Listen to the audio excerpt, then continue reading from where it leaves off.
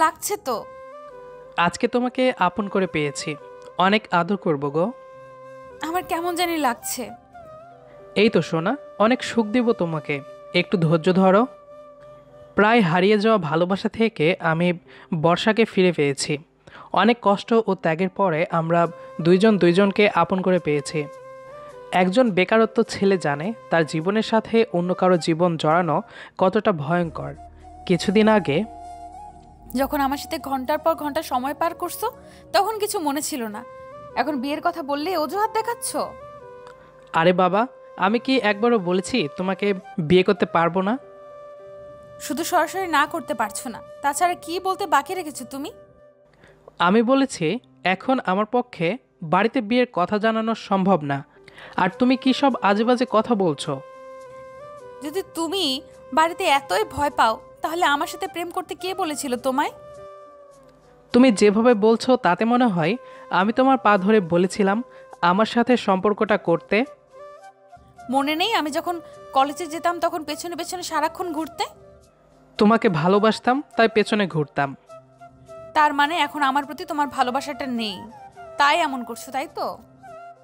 আচ্ছা, তুমি এমনভাবে কথা বলছো কেন? বলো, কি করলে তুমি খুশি হবে? তোমার বাড়িতে বলো আমাদের বিষয়ে, আমার পরিবারের সাথে দেখা করে বিয়ের বিষয়ে কথা বলতে বলো। দেখো, তুমি আমার সম্বন্ধে সব কিছু জানো। এমনিতে আমার পরিবারে অশান্তি চলছে, এখন আমি কেমন করে বলবো একটা মেয়েকে ভালোবাসি? কিন্তু আমি বাবাকে আর অপেক্ষা করাতে পারবো না, তাদের পছন্দ করা ছেলেকে বিয়ে করে ফেললাম। তুমি যদি অন্য কাউকে বিয়ে করে সুখী হতে পারো তাহলে আমার কিছু করার নেই। ওকে। আমার কাজ আছে, আসি তাহলে, কেমন? কথাটা বলে পার্কে বর্ষাকে রেখে মাথা ভর্তি পেন নিয়ে বাসার দিকে রওনা দিলাম। আমার কলেজে যখন ফাইনাল পরীক্ষার ডেট হয় তখন বর্ষার সাথে আমার পরিচয় হয়। তখনও পরীক্ষার চিন্তা নিয়ে বর্ষার পেছনে পেছনে ঘুরেছি ভালোবাসা পাওয়ার জন্য। কে জানে প্রেমের শুরুটা পেন দিয়ে শুরু হয়ে শেষটা পেন দিয়েই শেষ হবে। রিক্সা দিয়ে কিছুটা পথ আসার পরে হঠাৎ আকাশটা কালো মেঘে ছেয়ে গেল। চারদিক থেকে অন্ধকার নেমে আসছে। আমি বর্ষাকে ফোন দিলাম।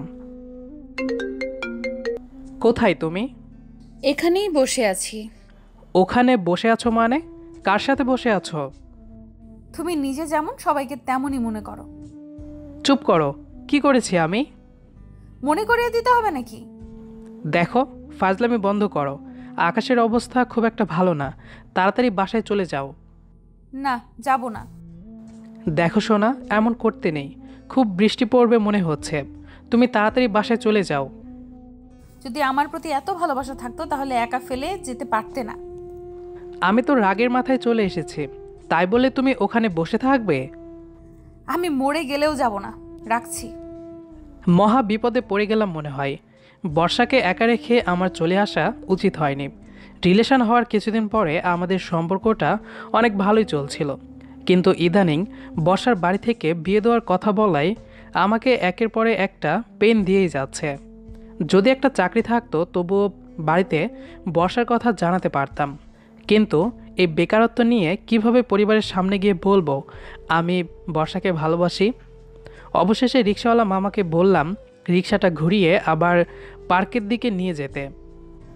কিছুটা পথ যাওয়ার পরে বৃষ্টি নেমে আসলো। রিক্সা থেকে নেমে চললাম বর্ষার কাছে। কিছুটা সামনে যাওয়ার পরে লক্ষ্য করলাম বর্ষা বৃষ্টিতে মন খারাপ করে বসে আছে। কি হলো, বাসায় না গিয়ে এভাবে বসে আছো কেন? আমাকে একদম ধরবে না তুমি। এমন করো কেন? বৃষ্টিতে ভিজলে ঠান্ডা লেগে যাবে তো। আমি মরে যাব, তাতে তোমার কি? একদম এসব কথা বলতে হয় না পাগলি, তোমার কিছু হয়ে গেলে আমি কাকে নিয়ে বাঁচবো? বর্ষা কান্না করতে করতে বলল, তুমি কেন বুঝতে পারো না তানবীর? বাড়ি থেকে বারবার বিয়ের জন্য চাপ দিচ্ছে, কয়েকটা ছেলে পক্ষ আমাকে দেখতেও এসেছিল। আমি আর পারছি না, তার থেকে ভালো তুমি চলে যাও। আমার যা হয় হবে, তোমাকে ছাড়া অন্য কাউকে বিয়ে করার চেয়ে আমি মরে যাওয়া ভালো হবে। না সোনা, আমিও তোমাকে ছাড়া বাঁচবো না। তুমি আর একটা মাস আমাকে সময় দাও প্লিজ। এইভাবে আর কতদিন সময় নেবে তুমি? এক মাস করে 2টা বছর পার হয়ে গেল, এখন পর্যন্ত কোনো চাকরি হলো না। এখন আবার 1 মাস সময় চাইছো, যদি চাকরিটা না হয় তখন কি করবে? আমি আর কোনো সময় দিতে পারবো না তোমাকে। 1 মাসে কিছু একটা হয়ে যাবে আশা করি। তারপরও যদি না হয়, তোমাকে সোজা বউ করে ঘরে নিয়ে যাব। এভাবে আর কত মিথ্যা স্বপ্ন দেখাবে তুমি? স্বপ্ন না গো, সত্যি বলছি। মনে থাকবে? আমি বর্ষার কাছে গিয়ে বললাম, গো, মনে থাকবে। বর্ষা আবেগপ্রবণ হয়ে আরও কিছুটা কান্না করে আমাকে জড়িয়ে ধরল। আমি বর্ষার চোখে আমাকে হারানোর ভয় স্পষ্ট দেখতে পেলাম।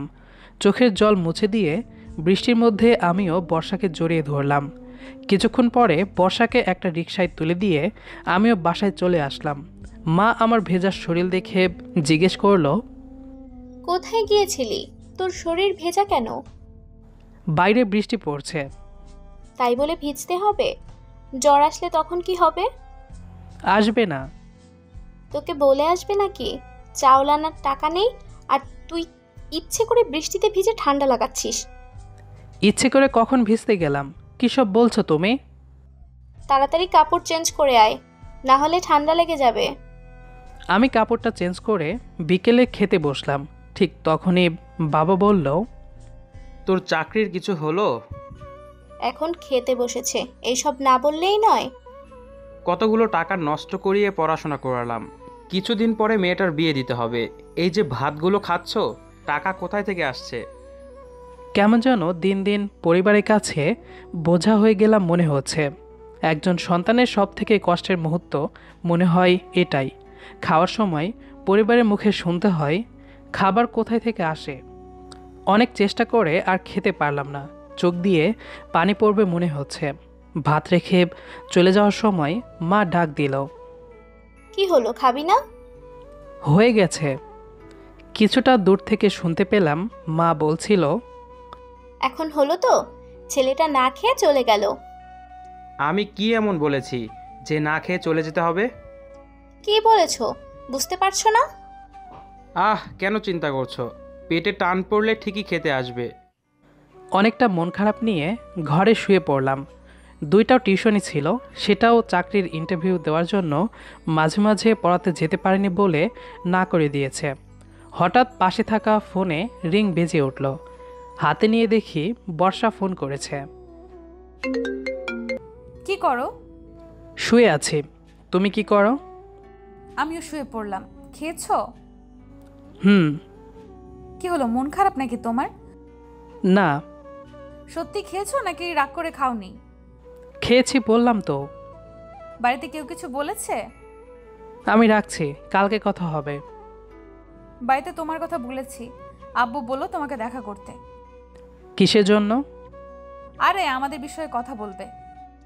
হুম। কবে আসবে? কালকে তো ইন্টারভিউ দিতে যেতে হবে, 2 দিন পর দেখা করি। আচ্ছা তাহলে এখন ঘুমিয়ে পড়ো। আচ্ছা। আবার সিগারেট খেতে বাইরে যাবে না কিন্তু। আচ্ছা বাবা, যাব না, রাখছি। ফোনটা কেটে দিলাম। রাতে প্রচুর পরিমাণে জ্বর উঠেছিল শরীরে।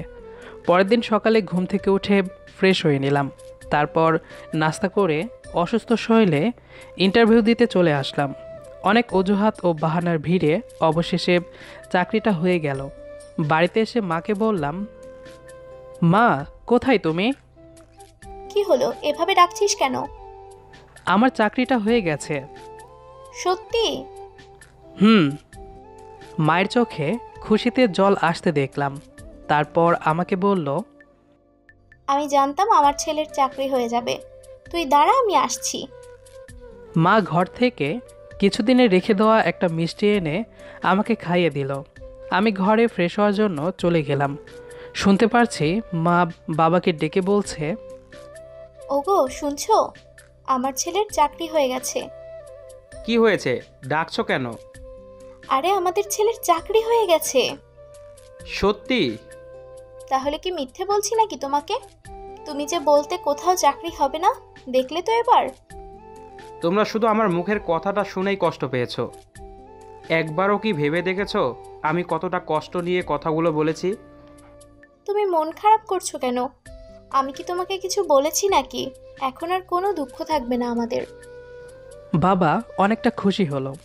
আমার চাকরিতে মনে হচ্ছে ছোট বোনের মনে হয় ঈদের চাঁদ দেখা দিয়েছে। স্কুল থেকে এসে আমার চাকরি হওয়ার কথা শুনে দৌড়ে কাছে এসে তার আবদার শুরু হয়ে গেল।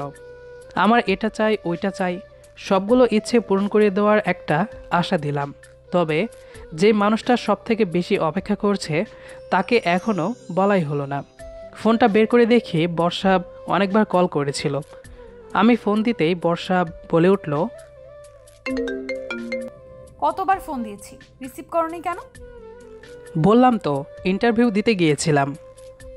তাই বলে একবারও ফোন ধরবে না? আরে ওখানে কেমন করে ফোন ধরতাম। আচ্ছা বাদ দাও, চাকরির কি হলো? চাকরিটা হয়নি তাই তো? আরে না, চাকরিটা হয়ে গেছে। সত্যি? সত্যি। তাহলে আমাদের দেখা হচ্ছে কখন? আপনি চাইলে একটু পরে দেখা করতে পারি। আচ্ছা তাহলে তুমি আমার বাসার নিচে চলে আসো। শরীরে এখনও কিছুটা পরিমাণে জ্বর আছে, তবুও ভালোবাসার মানুষের কাছে চলে গেলাম দেখা করার জন্য। বর্ষা বাসার নিচে আসতেই আমাকে দেখে তাড়াতাড়ি নেমে আসলো। বর্ষাকে নিয়ে রিক্সা দিয়ে একটা রেস্টুরেন্টে চলে গেলাম। কি খাবে বলো, আজকে যা খাবে সব বিল আমার। এতদিন তো তুমি দিয়েছ, আজকের বিলটা আমি দেব। তোমার চাকরি হয়েছে সেই খুশিতে আজকে আমি খাওয়াবো। বলো কি খাবে? এতদিন তো তুমি অর্ডার দিয়েছ, আজকেও তুমি দাও। বর্ষা খাবারের অর্ডার দিল। খেতে খেতে প্রায় অনেক গল্প করা হয়েছে। খাওয়া শেষ করে বর্ষাকে বাসায় পৌঁছে দিয়ে আমিও চলে আসলাম। পরের দিন থেকে অফিসে যাওয়া শুরু হয়ে গেল। অফিস শেষ করে মাঝে মাঝে বর্ষার সাথে দেখা করতে যাই। বাড়ি থেকে অনেকটা ভালোবাসা পাচ্ছি মনে হচ্ছে। হয়তো অভাবের কারণে আমিও পরিবারের কাছে বোঝা হয়ে গিয়েছিলাম। আব্বু তোমার সাথে দেখা করতে চাইছে, কবে দেখা করবে?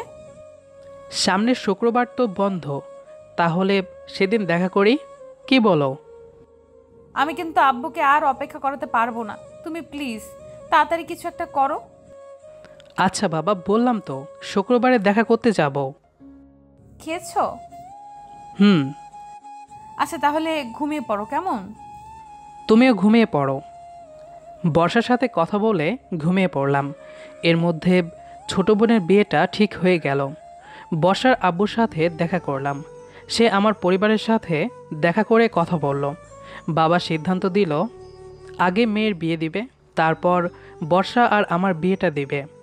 অবশেষে ছোট বোনের বিয়ের কাজ সম্পন্ন করে আমাদের বিয়ের তারিখ ঠিক করা হলো। বর্ষার সাথে আমার ভালোবাসা এই কয়েকদিনে আরও বেড়ে গিয়েছে। বিয়ের তারিখ এসে পড়ল। পরিবারের মাধ্যমে আমাদের বিয়ে হয়ে গেল। বাসর ঘরে বর্ষা বউ সাজে বসে আমার জন্য অপেক্ষা করছে। আমি ঘরে আসতেই বর্ষা আমার পায়ে হাত দিয়ে সালাম করলো। তারপর কাঁদো কাঁদো কণ্ঠে বলল, আমি অনেক ভয় পেয়েছিলাম। কেন? ভেবেছিলাম তোমাকে আর হয়তো কোনো দিন আপন করে পাবো না। ধুর পাগলি, আল্লাহ এমনটা কোনোদিনই করবে না। তুমি আমাকে অনেক কষ্ট দিয়েছো। তুমি কি কষ্ট একা পেয়েছো নাকি? আমিও অনেক কষ্ট পেয়েছি গো। বর্ষা কিছুটা ইমোশনাল হয়ে আমাকে জড়িয়ে ধরল। আমি বললাম, বাসর ঘরে বসে মন খারাপ করতে হয় না সোনা, দেখি হাসো তো একটু। বর্ষা একটু মিষ্টি হেসে আরও কাছে আসলো। আজকে বর্ষাকে দেখলাম আগের থেকে অন্যরকম লাগছে। আমি কাছে নিয়ে বর্ষাকে আদর করতে শুরু করলাম। বর্ষা আমার স্পর্শ পেয়ে কেমন শব্দ করে উঠল। কি করছো? আহ, আজকে তোমাকে আপন করে পেয়েছি, অনেক আদর করব গো। আমার কেমন জানি লাগছে। এই তো সোনা, অনেকটা সুখ দেব তোমাকে। বউকে আদর করে ঘুমিয়ে পড়লাম। মনে হলো এক নিমিষেই সব কিছু ঠিক হয়ে গেল। বিয়ের ছুটি শেষ হয়ে গেছে। রাতে ঘুমানোর আগে বর্ষাকে বললাম সকালে ডেকে দিতে। পরের দিন সকালে, এই ওঠো, অফিসে যেতে হবে না? আর একটু ঘুমাতে দাও না, এখনো তো অনেক সময় আছে। আর কত ঘুমাবে, ওঠো। ঘুমটা কিছুতেই ছাড়ছে না। বউ ভেজা চুলগুলো আমার মুখের উপর দিতেই সুড়সুড়িতে উঠে পড়লাম। তারপর বউকে টান দিয়ে কাছে নিতেই, আরে অফিসে লেট হয়ে যাবে তো, ছেড়ে দাও। কত বাজে? 7:20। কি বলো, আর একটু আগে ডাকবে না? সেই কখন থেকে ডাকছি, তোমার তো ঘুম থেকে উঠতেই ইচ্ছে করে না। আমি আর বেশি দুষ্টুমি না করে ফ্রেশ হয়ে খাওয়া শেষ করে অফিসে চলে গেলাম। দুইজনকে পেয়ে আমাদের দিনগুলো হাসি খুশিতে কাটতে শুরু করলো। বেকারত্ব কখনো ভালোবাসা দূরে সরিয়ে রাখতে পারে না। চাওয়াটা মন থেকে হলে একদিন পূর্ণতা আসেই, যদি মানুষটা সঠিক হয়। পুরো গল্পটা শোনার জন্য ধন্যবাদ। আমাদের আজকের গল্পটি আপনার কাছে কেমন লেগেছে সেটি অবশ্যই কমেন্ট করে জানাবেন। দেখা হবে আবারও নতুন কোনো গল্প নিয়ে। সে পর্যন্ত আমাদের সাথেই থাকবেন। ধন্যবাদ সবাইকে।